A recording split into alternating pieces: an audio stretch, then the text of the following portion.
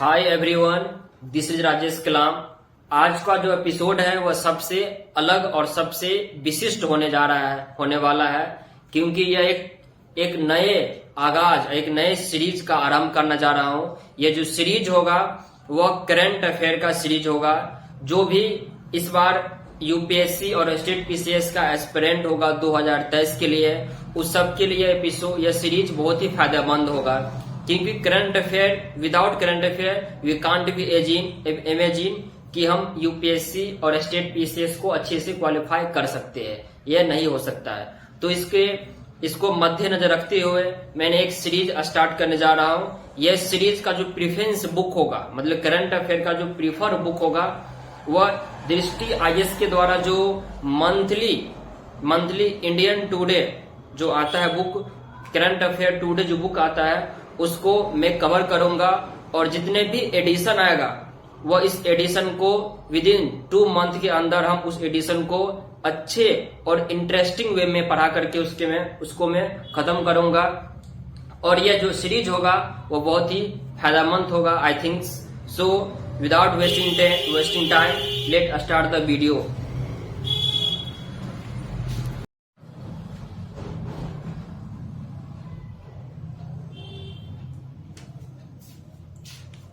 हमारा जो पहला एपिसोड है, इस एपिसोड में सबसे पहले जो संवैधानिक घटनाक्रम हुआ है करंट अफेयर से रिलेटेड, उसको हम देखेंगे। तो हमारा जो फर्स्ट टॉपिक है वह ऑनलाइन गेमिंग पर मसौदा बिल में। ऑनलाइन गेमिंग जो हम लोग खेलते हैं, कोई भी गेम हो गया, रैपिड जो भी प्रेजेंट में चलता है, उसके खिलाफ एक मसौदा बिल में हुआ है।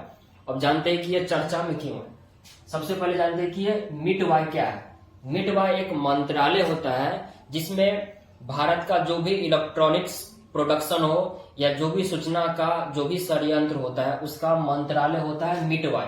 इसके द्वारा बोला गया कि जो भी ऑनलाइन गेमिंग का जो सिस्टम अभी है, उस सिस्टम में क्या होना चाहिए, एक संशोधन होना चाहिए। संशोधन क्यों होना चाहिए, इसके क्या आवश्यकता होती है, उसको हम आराम से स्टेप बाय स्टेप देखेंगे।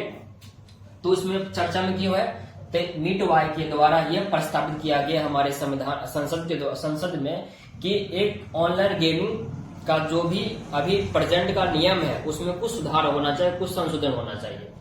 इसका जो प्रमुख बिंदु क्या है, सूचना प्रौद्योगिकी नियम 2021 के अनुसार इसमें यह बोला गया कि जो भी ऑनलाइन गेमिंग का प्रेजेंट में कुछ इश्यूज है, उसमें कुछ अमेंडमेंट होना चाहिए। उसमें यह अमेंडमेंट होना चाहिए कि इसके क्षेत्र का संचालन, इसके मिस होता है कि जो भी ऑनलाइन गेमिंग क्षेत्र का जो संचालन होगा और विनियमन होगा वह भारतीय कानून के अनुरूप होगा। तो अब हम कहेंगे कि संविधान हमारा इंडिया सबसे ऊपर है, तो इंडिया का ऐसा पावर क्यों नहीं मिला, कि भारत को पावर क्यों नहीं मिला है कि वो इसको कुछ कर सकता है। किसके बारे में जानेंगे ऐसा क्यों है, इसकी आवश्यकता क्यों है। सबसे पहले आवश्यकता हो गया समन्वय का अभाव। समन्वय में क्या होता है, एकता का अभाव है। ऐसा क्यों, क्योंकि ऑनलाइन गेमिंग एक राज्य सूची है। एक क्वेश्चन पूछ सकता है आपको कि ऑनलाइन गेमिंग किस सूची में आता है। हम लोग जानते हैं कि 3 सूची होता है, एक संघ सूची, एक राज्य सूची को तो समवर्ती सूची। संघ सूची में जो भी सब्जेक्ट आता है उस सब्जेक्ट पर कानून बनाने का अधिकार सिर्फ राज्य का हो सकता है, उसमें देश कुछ नहीं कर सकता है। इसी कारण से यहाँ बोला गया था कि भारतीय कानून के अनुरूप होना चाहिए। तो इसमें समन्वय का अभाव इसमें इसलिए बोला गया है कि प्रत्येक राज्य का अपना सूची होगा, उस राज्य का सूची किसी और राज्य की सूची में इंटरफेयर नहीं कर सकता है। इस तरह से यह जो राज्य सूची है, इस कारण से जो ऑनलाइन गेमिंग सिस्टम है, इस सिस्टम में समन्वय का अभाव है। तो उसमें एक संशोधन किया गया कि इसको जो सूची है ऑनलाइन गेमिंग, उसको राज्य सूची से हटा करके एक ऐसा बना दिया जाए जिसमें संघ के द्वारा भी कुछ प्रस्ताव दिया जाए जो कि जनरेशन के लिए, जो कि बच्चे के लिए सुरक्षित होना चाहिए। तो नेक्स्ट हो गया महिला की सुरक्षा। ऐसा क्यों, क्योंकि ऐसा एक रिपोर्ट में आया है कि जितने भी गेमर्स है, 100% गेमर्स मान लिया जाए, उसमें से 40 से 45% महिला गेमर है। तो अगर किसी चीज में महिला की प्रतिशत ज्यादा हो रही है तो वहां पर बहुत सारा जो सट्टेबाजी है, बहुत सारा जो दुष्कर्म है, उसकी प्रभाव को बचने के लिए भी महिला की सुरक्षा करने के लिए ऑनलाइन गेमिंग का जो मसौदा बिल में था उसमें संशोधन करने का प्रस्ताव पेश किया गया है। नेक्स्ट जो हो सकता है वो गेमिंग राजस्व। ऐसा माना जाता है कि जो इंडिया का ग्रोथ रेट है गेमिंग के हिसाब से वो पिछले 3 सालों में अगर देखा जाए तो जो भारत का जो प्रोडक्शन है वो अप्रोक्स 38% है पूरा वर्ल्ड का। इसके अपेक्षा चाइना का बहुत ही कम है, 13% हो गया है। उससे भी कम है आपका ऑस्ट्रेलिया का। तो बड़े बड़े देशों का जो ऑनलाइन गेमिंग सिस्टम है उसमें कम हो रहा है, इसमें ज्यादा बढ़ोतरी हो रहा है। इसके पीछे कुछ न कुछ होगा। ऐसा माना जाता है कि जो भारत का जो राजस्व है गेमिंग राजस्व उसमें 2025 तक 5 अरब डॉलर होने का उम्मीद है 2025 तक। तो अभी तक हमने जाना कि जो एक मिडवाइफ संस्थालय एक मंत्रालय होता है जिसमें इलेक्ट्रॉनिक्स और सूचना विभाग का मंत्रालय होता है। इसके द्वारा संसद में पेश किया गया कि भारतीय संविधान में जो भी ऑनलाइन गेमिंग है इसके कुछ नियम लागू किया जाए जो कि सब फॉलो कर सके। एक प्रमुख बिंदु है इसमें कि यही जो 2021 में जो सूचना प्रौद्योगिकी नियम है इसमें कुछ संशोधन किया जाए और इसमें भारतीय जो भी इस क्षेत्र का मतलब ऑनलाइन गेमिंग क्षेत्र का जो संचालन होना चाहिए वो भारतीय कानून का अनुरूप होना चाहिए। इसकी आवश्यकता देख लिए कि जो ऑनलाइन गेमिंग एक राज्य सूची में आता है, 9 की संघ सूची में आता है। महिलाओं का जो परसेंटेज है मतलब गेमर्स कितना परसेंट है तो 40 से 45% महिला भी गेमर्स होती है। और जो 2025 तक जो प्रस्तावित राजस्व है वो 5 अरब डॉलर रखा गया है।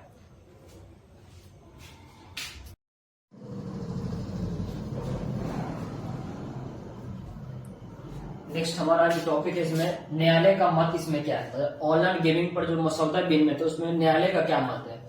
इसमें कुछ विवाद है। पहला विवाद है RMD चमार बाग वर्सेस भारत संघवाद। इसमें एक चमार बाग वाला व्यक्ति था जिन्होंने भारतीय संघवाद एक सुप्रीम कोर्ट में केस किया।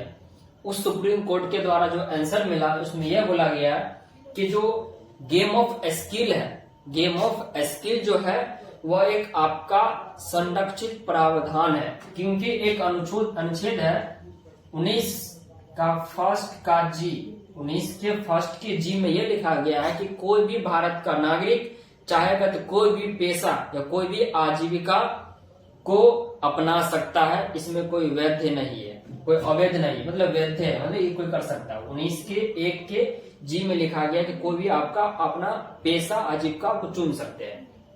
नेक्स्ट जो विवाद इसमें अविनाश मेहरोत्रा वर्सेस राजस्थान राज्य विवाद। इसमें यह बोला गया जुलाई 2021 में यह बोला गया कि जो ड्रीम 11 जो फैंटास्टिक गेम है, ड्रीम 11 जो फैंटास्टिक गेम है वह एक गेम ऑफ स्किल है। तो क्वेश्चन पूछ सकता है आपको क्योंकि कुछ टाइम पहले लग रहा हो आप लोग को कि ड्रीम 11 में हम लोग कुछ पैसा लगाते हैं, वो पैसा एक सट्टेबाजी गेम ऑफ चांस जैसा हो सकता है, लेकिन वह स्किल पर भी डिपेंड करता है कि आप किस खिलाड़ी को कब चुनते हैं। तो जो अविनाश मेहरोत्रा वर्सेस राजस्थान राज्य बोला गया है कि जो ड्रीम 11 है वह एक गेम ऑफ स्किल है, not game of chance.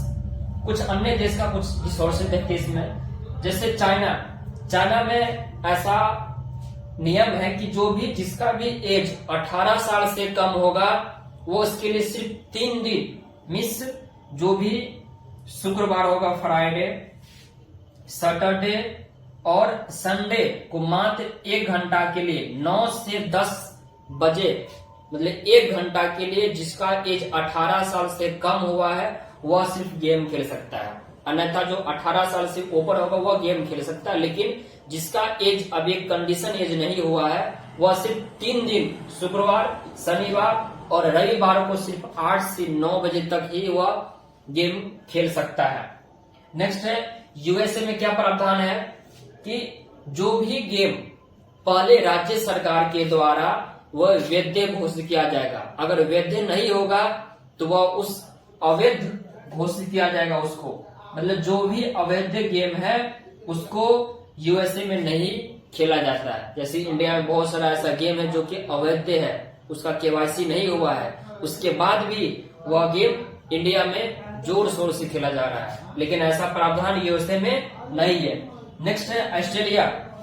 Australia में ऐसा संशोधन किया गया है कि जो भी गेम हिंसात्मक मीन्स अगर हिंसा का बात कर रहा हो, कोई भी गेम अगर हिंसा का बात कर रहा हो, इसके साथ साथ जो भी नशीली पदार्थ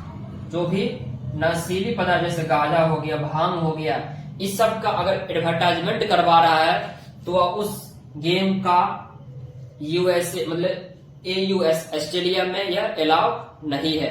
तो हमारा जो टॉपिक था ऑनलाइन गेमिंग पर मसौदा बिल में, इसका जो पूरा सब टॉपिक था वो खत्म हो चुका है। अब हम आगे बढ़ो। प्रावधान है कि फर्स्ट प्रावधान आता है कि सट्टेबाजियों पर प्रतिबंध। सट्टेबाजी में से होता है जुआ का खेल, जैसे किसी भी खेल में पैसा लगाना, ये सट्टेबाजी कहलाता है। तो वो सट्टेबाजी पर प्रतिबंध लगाना बहुत ही अत्यंत आवश्यक है, क्योंकि जैसे ऑस्ट्रेलिया हो गया और कई सारा ऐसा कंट्री है जो सट्टेबाजी पर 100% प्रतिबंध लगा दिया गया है। लेकिन इंडिया में अभी भी सट्टेबाजी का भी खेल चलता है, जुआ का भी खेल चलता है। नेक्स्ट है आपका उपभोक्ता का सत्यापन, इसको बोलते हैं KYC। ये सभी को, प्रत्येक नागरिक को मालूम हुआ कि किसी भी बैंक में जाइएगा तो आपको पता है KYC करवाना है, KYC करवाना पड़ेगा आपको। तो इसी तरह से किसी भी गेम में चाहे आप पैसा लगा रहे हैं या अपने स्किल से काम कर रहे हैं तो वहां पर आपका KYC करवाना पड़ता है, जो कि उपभोक्ता का एक सत्यापन सर्टिफिकेट होता है। और ये जो सर्टिफिकेट होगा, क्या सब कंडीशन होगा, इस कंडीशन का जो अर्हता होगा वो आपको RBI के द्वारा दिया जाएगा। RBI यह डिसाइड करेगा कि क्या सब कंडीशन होगा और क्या कंडीशन नहीं होगा। नेक्स्ट है पारदर्शिता। पारदर्शिता में उसको बोलते हैं हम सिंपल में RNGC, random number generation certificate. Random number generation certificate. जो भी गेमिंग कंपनी होगा उसका यह दायित्व होगा कि वह एक रैंडम नंबर जनरेशन सर्टिफिकेट को लॉन्च करे, और वह लॉन्च इस तरह से करे कि वह जो भी कैंडिडेट, जो भी उसका गेमर्स होगा, वह उसको फॉलो करे। एक नंबर के तहत वह देख सके कि क्या है क्या नहीं हो रहा है। नेक्स्ट आपका स्वयं नियामक निकाय का गठन। इसमें आप जानेंगे कि एक संगठन इसका बनेगा। इसमें 5 मेंबर होगा। कितना होगा मेंबर? तो 5 इसमें मेंबर होगा, प्लस में 2 एक्स्ट्रा अधिकारी होगा। एक आपको होगा अनुपालन अधिकारी और एक आपको होगा नोडल अधिकारी। मतलब टोटल जो नंबर ऑफ मेंबर होगा वह होगा मेनली 5 होगा। इसके अलावा एक आपका अनुपालन अधिकारी होगा जो उसको काउंसलिंग करवाएगा कहां पर कैसे करना है। एक होगा आपका नोडल अधिकारी जो कि उसको भी मैनेजमेंट करवाएगा किसका जगह कहां पर क्या करना है। नेक्स्ट है, अब हम जानते हैं सबसे जो इम्पोर्टेंट है वह जानते हैं कि ऑनलाइन गेमिंग और सट्टेबाजी में अंतर क्या है। उसको हम बोल सकते हैं इंग्लिश में गेम ऑफ स्किल और गेम ऑफ चांस में क्या अंतर होता है। गेम ऑफ स्किल वैसा गेम होता है जिसके द्वारा हम अपनी तकनीकी कौशल का इस्तेमाल करके उसको हम गेम को खेलते हैं, उसको बोलते हैं गेम ऑफ स्किल। इसमें इंडिया का सरकार हो या किसी का भी सरकार हो वह इसको सपोर्ट करता है, क्योंकि अब एक मानसिकता का खेल है, एक रीजनिंग का खेल है, तो उसको हम सपोर्ट करते हैं और हम लोग भी सपोर्ट करते हैं। लेकिन जो सेकंड चीज है वो है आपका गेम ऑफ चांस।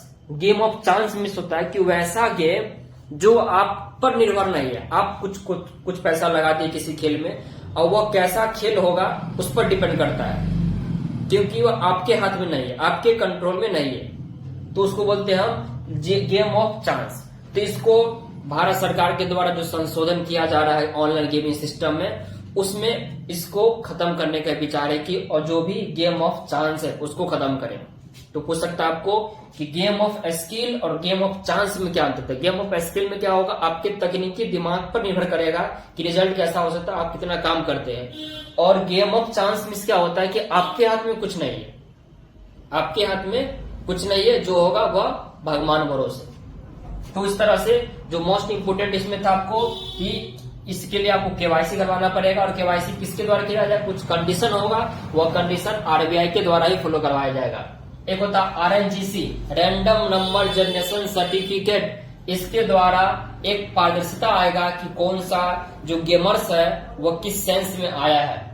और एक संगठन होगा जिसमें 5 मेंबर होगा, एक अनुपालन अधिकारी होगा, एक नोडल अधिकारी होगा। टॉपिक है हमारा संविधान का आधारभूत ढांचा। इसके बारे में जानेंगे कि यह चर्चा में क्यों है, इसका प्रमुख बिंदु क्या है, इसका वर्णन कहां पर किया गया और यह होता क्या है। इसका चर्चा इसमें कि हाल ही में जो हमारे देश के उपराष्ट्रपति है उनके अनुसार कि जो कार्यपालिका है या न्यायपालिका को संसद की जो संप्रभुता है उसको कमजोर करने या समझौता की कोई अनुमति नहीं है।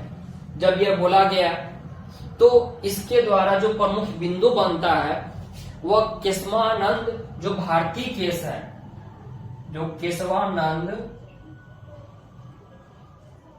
भारतीय केस 1973 पर प्रश्न खड़ा होता है कि जो इसको जो भारत सरकार द्वारा जो अपनाया गया था वह अभी क्यों उसको रिफॉर्मेशन करवाया जा रहा है। तो उसके बारे में जानेंगे आराम से कि केशवानंद भारतीय केस क्या है और इसके बारे में अच्छे से डिटेल से जानेंगे।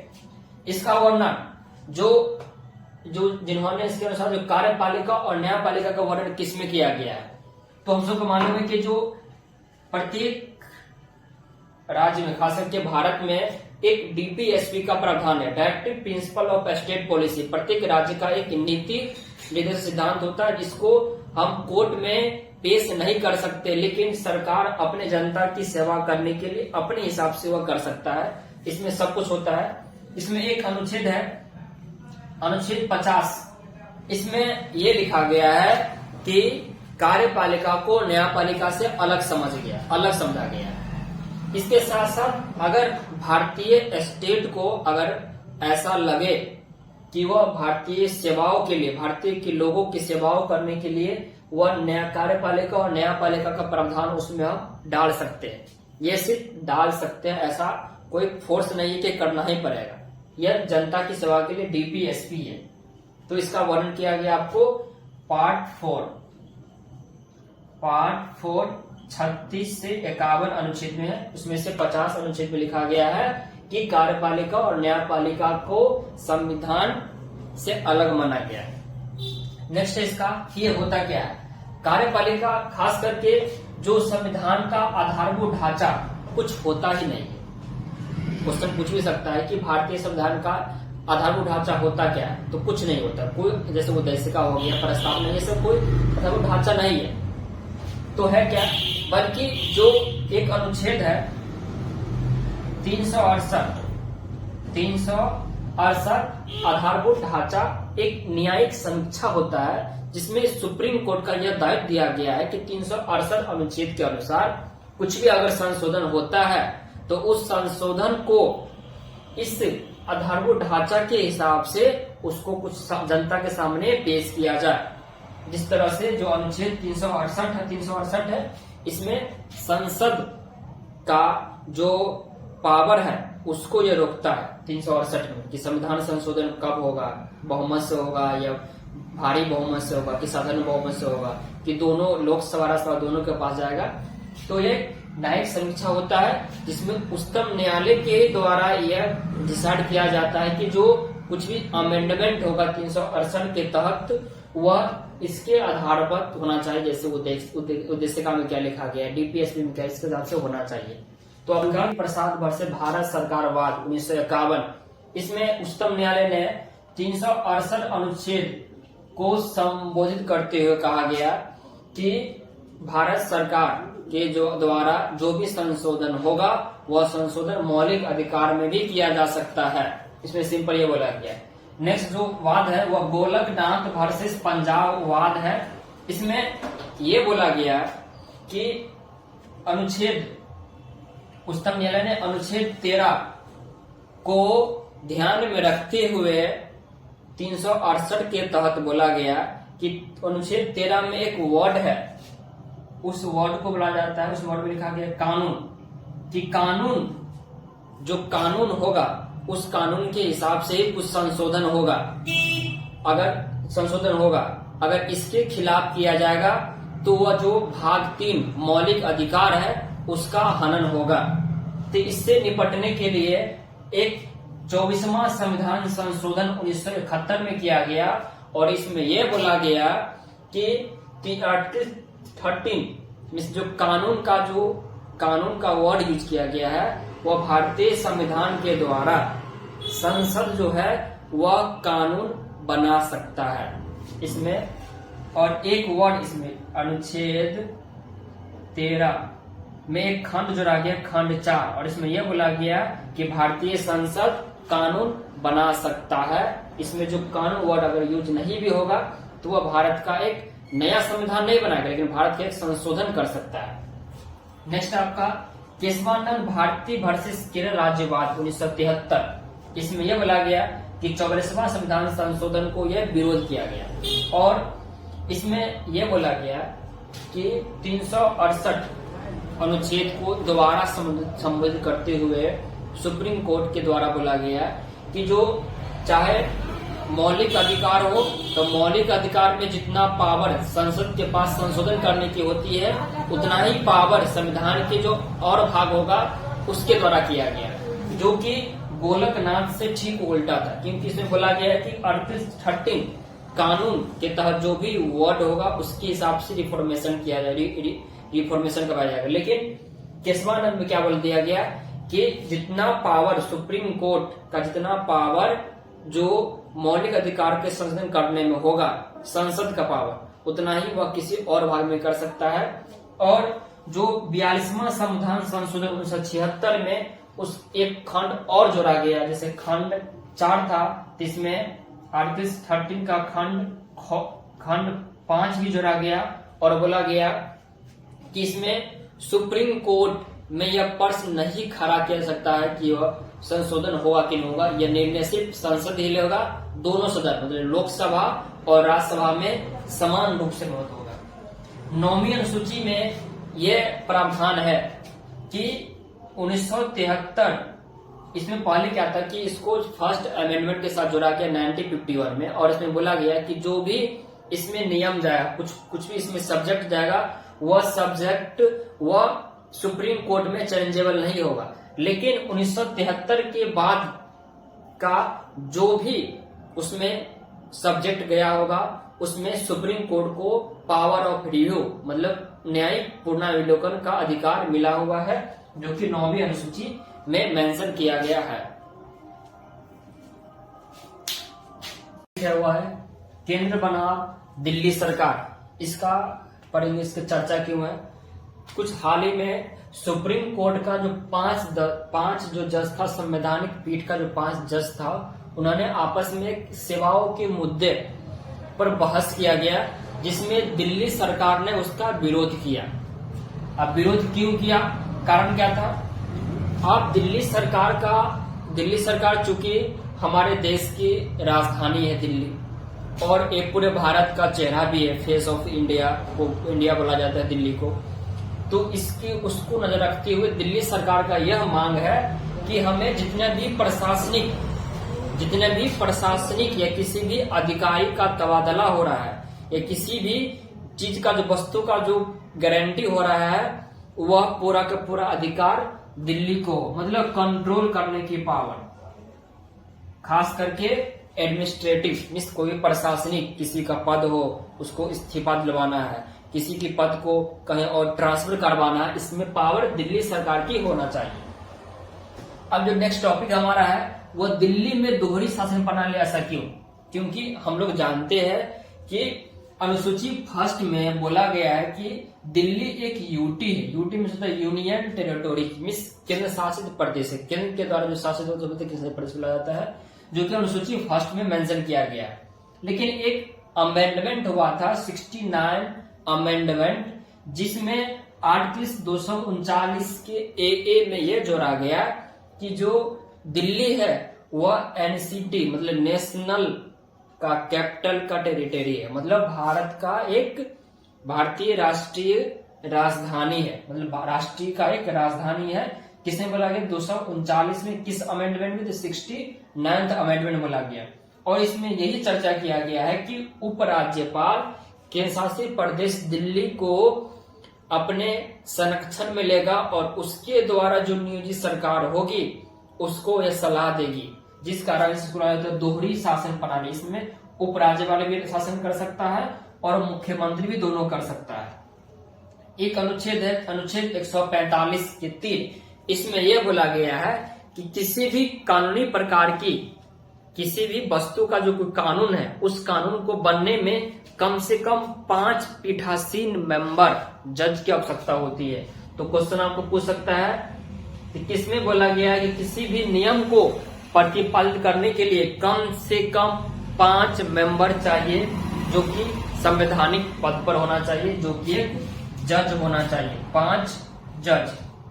तो ये बहुत इंपॉर्टेंट टॉपिक था कि दिल्ली के बारे में, दिल्ली का किस में चर्चा किया गया 239 के ए में किया गया है, किस अनुसूची में किया गया है, तो अनुसूची फर्स्ट में किया गया है, एक यूटी है, और एनसीटी किसे बोला गया है आपको 200। लद्दाख में स्वायत्तता की मांग, लद्दाख में कुछ टाइम पहले एक हंगामा हो रहा था कि जब इसका चर्चा क्यों, चर्चा इसलिए है कि हम लोग जानते हैं कि अगस्त 2019 को लद्दाख और जम्मू कश्मीर में 370 जो धारा थी उसके तहत क्या दोनों को अलग कर दिया गया, दोनों अलग अलग यूटी बन गया है। तो इसमें इसका चर्चा तो हो गया, सिंपल हो गया।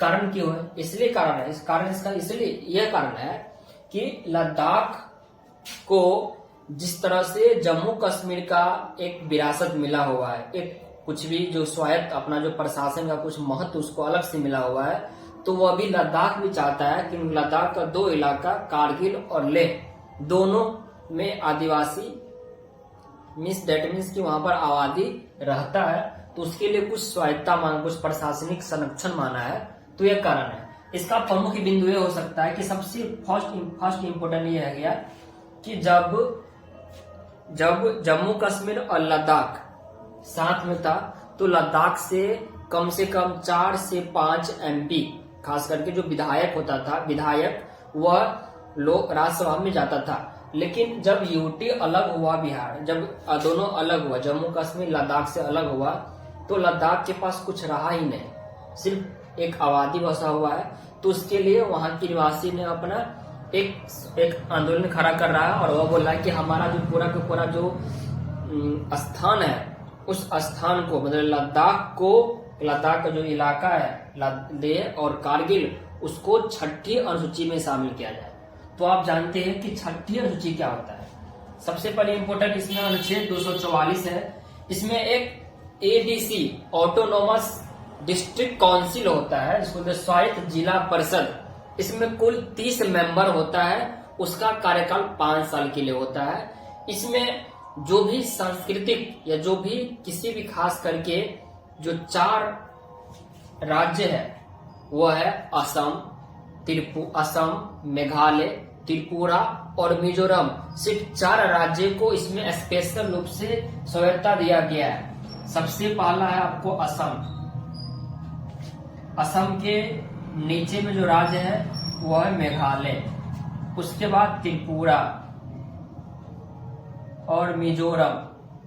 मात्र 4 राज्य का जो SC ST है, खास करके ST है, उसका प्रशासनिक सुधार के लिए ये 4 का अपना एक अलग से संरक्षण दिया गया है, असम को, मेघालय को, त्रिपुरा को, मिजोरम को। तो इसी के द्वारा वह जो लद्दाख का जो गवर्नमेंट है वह इसमें अपना जो 6ठी अनुसूची है उसमें चाहता है कि वो शामिल हो जाए। नेक्स्ट इसमें सरकार की जो मत क्या किया, सरकार की मत लद्दाख से अस्पष्ट है, क्योंकि लद्दाख को इस अनुसूची में शामिल नहीं किया जा सकता है, क्योंकि लद्दाख को बहुत कुछ, जैसे कोई भी स्थान उसके लिए संरक्षित जगह चाहिए। इस कारण से, क्योंकि अगर देखा जाए तो अरुणाचल प्रदेश, नागालैंड और जो राज्य है उस राज्य को 6ठी अनुसूची में शामिल नहीं किया गया है, क्योंकि जो लद्दाख है, लद्दाख में अप्रोक्सीमेट 97% ट्रैक्स ही है, लेकिन कोई फिक्स वहां पर लोकेशन नहीं है, जिस कारण से इसको 6ठी अनुसूची में शामिल नहीं किया जा रहा है।